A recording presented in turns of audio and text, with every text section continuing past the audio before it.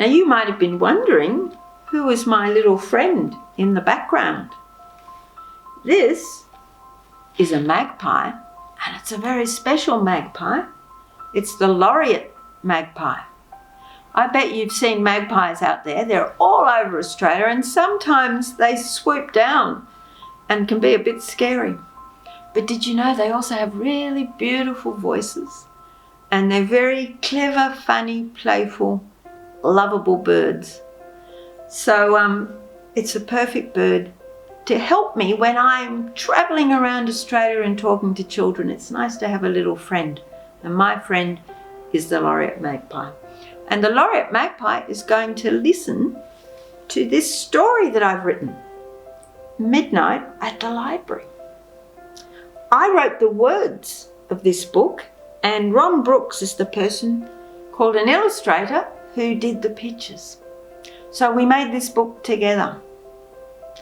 And you've probably guessed, it's all about a library in the middle of the night.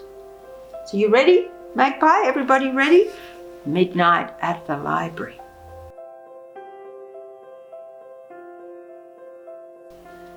It's midnight in the library. Look how dark it is. And all the doors are shut fast.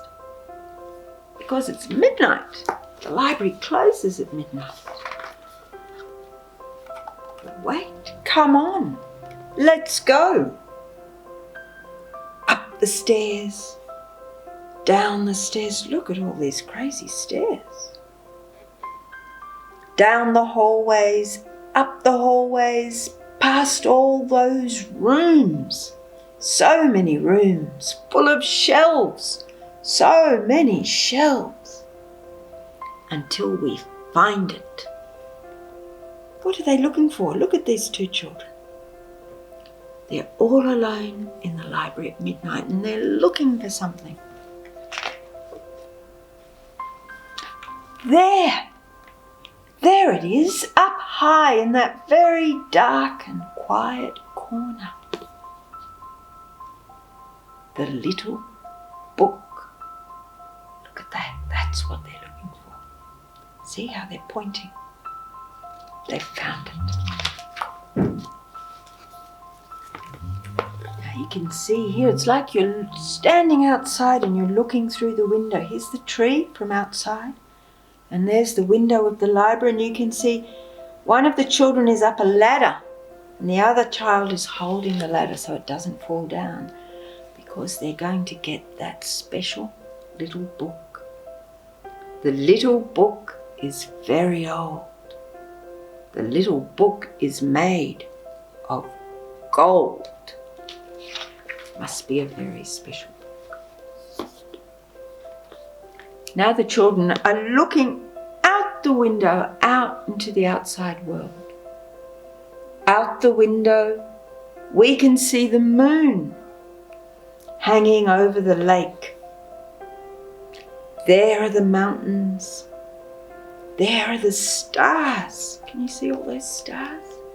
And there's the reflection in the lake. It looks like there's two moons, but that's the water. And here's the sky. So you know when you look in the water, especially at night, you can see the moon and the stars in the water like a mirror. There are hundreds and thousands, millions of lights. They're all the stars in the sky. And now we're going to think back to a long time ago. A boy looked out the window. A boy looked out the window too, in a place far away. So somewhere else in the world. He looked at the moon and the mountains and the millions of stars, and he said to himself, I wonder what the world is. I bet you've wondered that. Sometimes you look out and you just think, what is it? What makes the world be the world? So he's thinking about all those things about the world, and he's wondering. And he thought, and he wondered, and his head filled with words. That's what you use to think with, isn't it? Words. More and more words, words, words, words. And then out came the words. They're all in his head. But out came the words, out of his head, and then down his arm, into his fingers, and onto the page. He's writing all those words down. And another page, there he is, and another. And as the pages grew, so did the boy. Look at him. He's getting to be quite big now, isn't he? He's got this beautiful little donkey. So he's got a little bag and his sandals. Until at last, all the words were taken away and turned into the little book. Do you see this big machine here? That's something called a printing press. And a printing press is how you turn words that somebody writes into a book. You put it onto paper and you make letters like that, because that doesn't look like what somebody's written with their finger, does it, with a pen? That's special typing. And it all gets typed and put onto pages, and then all the pages, see, there are all the pages. They're going to be cut up, and here's a pot of glue. They're all going to be stuck inside the cover, and then look, there's the book. Remember, that boy started by thinking with words, then he wrote them down, and now it's turned into a special book. The little book was made of gold. The little book was bought and sold in a bookshop. Here's a bookshop. That's where you go to buy books.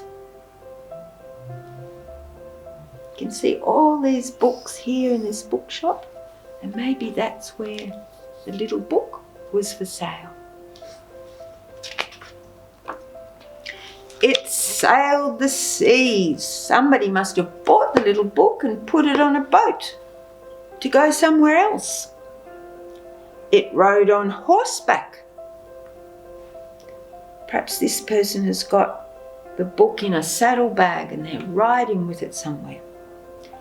It went by train. There's the train coming out of the mountain across the bridge into the tunnel.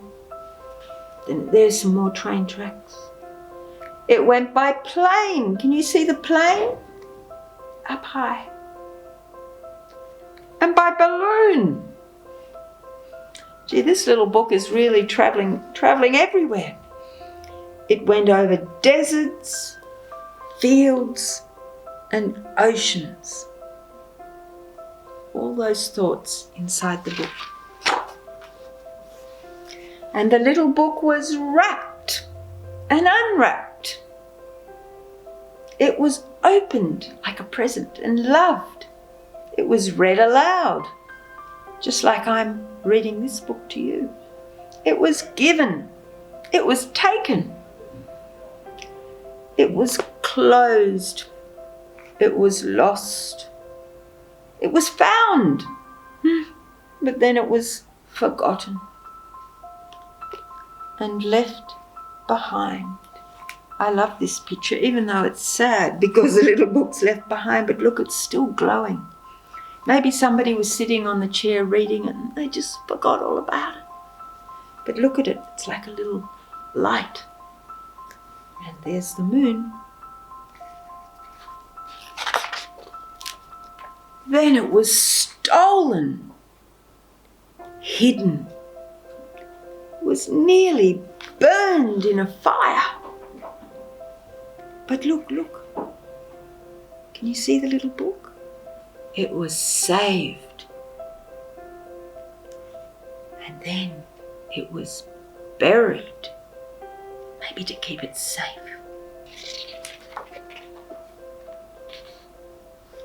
But poor little book, buried in the ground. The little book was made of gold.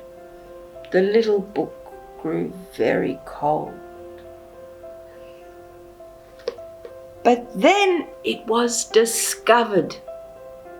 Imagine if you were digging one day and you found a golden book under the earth. How exciting would that be? It was discovered and read again. Look at this beautiful light. See the person reading the little book? It's really tiny, but it's like the little book is making this big light for the person reading it. Because it looks like a very dark place where the person is living, doesn't it? It doesn't look like a very friendly place. But I think when the person's reading the little book, they feel very, very strong and good and filled with light. At last, it came to a place, look at this, it came to a place where it was safe, wanted, loved. Look at this, it looks like a palace. It looks like a beautiful palace for a king and queen. But you know what that is? That is a library. That is a library full of books. It's like a palace for books. Together with hundreds, thousands, millions of shining lights. Like stars in the sky. That's the roof of the library. You know how sometimes if you look up at the ceiling of a room, you can see beautiful things painted there. And on the roof of this library are thousands of little stars. And look at all the little lights of all the little shining books. I think the little book's going to be happy in there. The little book is very old. The little book is made of gold. Look at the lake, how golden it is.